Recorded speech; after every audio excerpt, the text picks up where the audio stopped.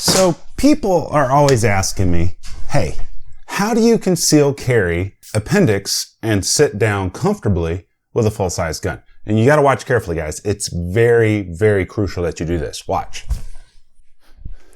So when you're in the standing position, what you got to do is you take these things here called knees, and just to show you, full-size Glock 17 spare mag. You take those knees and you bend them. This thing has a couple of little secrets about it that a lot of other holsters don't have. It isn't anything new to holsters, but it is something that I think more holster companies should be using. It's got this little pad here that acts as a fupa to make it conceal better. If you guys don't know what a fupa is, it's an acronym for fat under the pubic area. You know how some people have a little fat down there? Well, this kind of, I call it a fupa.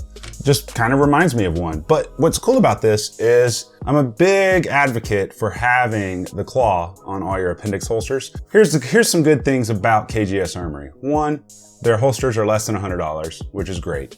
Two, they have good lead times, which is great. And three, they have the FUPA, which is even better. I'm also gonna have a 10% off coupon code for you guys. I'll put that link and coupon code down in the description below in case this is something you guys want to pick up. But let's dive down and take a look at this, see what you guys think.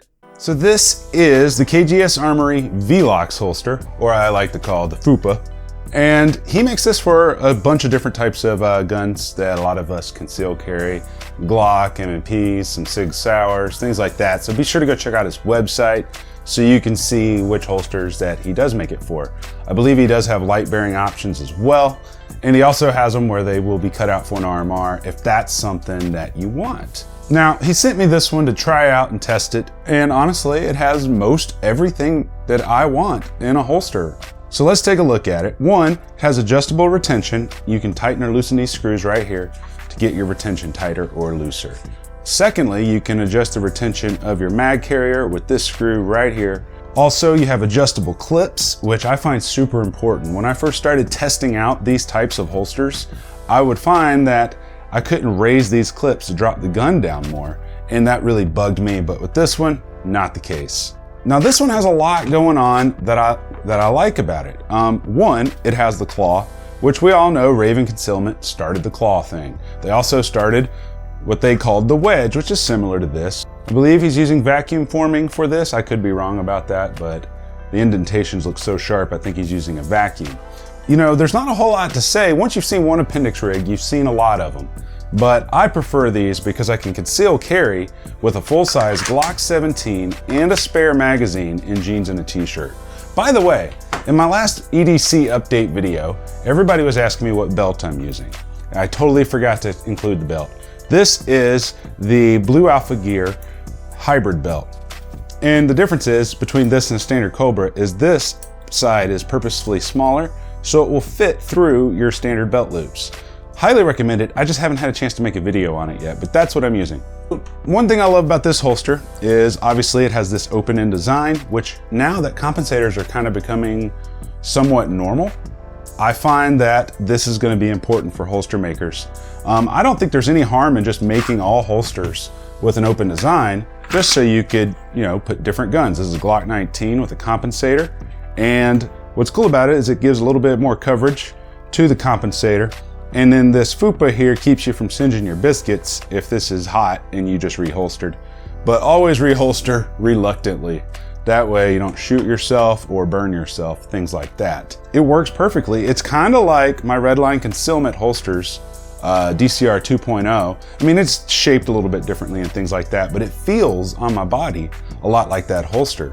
And it allows me to conceal carry in jeans and a t-shirt, which is super important to me. But I just wanted to give you guys like an up close and personal look at this holster called the VLOX. And now what I want to do is we're going to jump up top and I'm going to tell you what I don't like about this holster. Back up top. So what'd you guys think of the KGS Armory VLOX holster, AKA the FUPA? I think it's a win. Honestly, he does a really good job with it. If I have to find a con about this, it would be that the holsters don't have click retention. I like click retention. The gun does. So the gun has very nice retention. You know, it's not coming out or doing anything like that. Nothing crazy. It has a very nice positive click. But I like my holsters to have like a click retention. So if you notice, just listen here. Feel that positive click? Let's do it again. That is a very satisfying click, and you know that your mag is inserted all the way. Where's this one?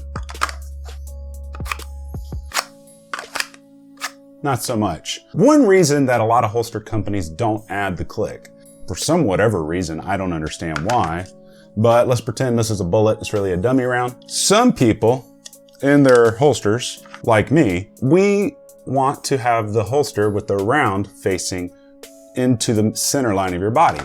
That way, when you go to do a reload, you're here, now you can reload. Well, apparently there's a small group of people out there who prefer it to be facing away from the center line of their body, which I don't know why. Maybe there's a reason for that. I haven't found it yet. But that's why a lot of holster companies don't add that click retention, because it clicks where the recesses are on your magazine. I prefer it. I mean, honestly, it's not really a con because it's something he could easily add, but just something that I noticed. I'm not a stickler on color for inside the waistband holsters because it's inside your pants. Who really cares? This is their Cryptek pattern. I'm not really a fan of Cryptek in general, but it doesn't bother me. Does not bother me. I mean, it's going inside my pants, got my shirt over it. Nobody's gonna see it. Aside from that though, I can't really find any other cons about it. It works great. All the lines and seams are put together great. I love that he has the claw. I always say that. And then some holster company sends me a holster with no claw. And I'm like, well, that's always going to be a con. But then he took it to the next level with the FUPA. And like I stated earlier, this is nothing new. You know, this was both the claw and the FUPA were created by Raven Concealment, I believe. They called it the wedge, which was great. And then I think Tuck Tight Holsters uses the FUPA as well. I haven't really seen many other companies that are using this, and I really think that more should. Let's wrap all this up and let me tell you what my favorite all-time best holster would be. This is how I think all holster companies should just ship their holsters out. Have them cut for an RMR. This one's not. He can cut it for an RMR, but I already have them cut for an RMR. I already have the end open, have click retention, have a claw, and have a FUPA. That's it. That's all people need. Because here's the thing, if you don't have an open end, and let's say it's made for a Glock 19, well, you can't put a Glock 17 in it. Whereas if you do have an open end design, you can put a Glock 17 or a Glock 34 in there, or even a Glock 26 if you want to go shorter. Also, if people want to run threaded barrels or compensators, open-end designs work for that as well. This is something, you know, as of this year that has become very important to me, is to always have a cutout for a red dot and to always have a cutout for this. Just because people might own a stock Glock, but eventually they might upgrade that gun. Well, instead of being that guy that's like, oh yeah, if you want another holster that fits that, just order it. No, just put it all in one thing and you will blow up in popularity. Now, he's doing a great job here. He does the RMR cuts. He does everything I asked for. But I think that all holsters should ship that way, standard. The other thing I think that all holsters should have is at least Appendix carry holsters, Appendix rigs, when I talk about this, is adjustable height, which this has. I found in the past that some Appendix rigs, the clips are too far this way, the gun sits too high up on you, and it feels like it's falling out like this, if that makes sense. So when you drop it a 1/4 inch, it feels nice and secure. So there's my top 5 things that I look for is, well, I don't know if it's top 5, but those are the top things I look for. Claw, open and designed, open up for the RMR, click retention on the magazine, and then now, this has leveled things up, the FUPA. So let me know if you guys have any questions. Put them down in the comments below. Until next time, you guys stay sexy, and I love you.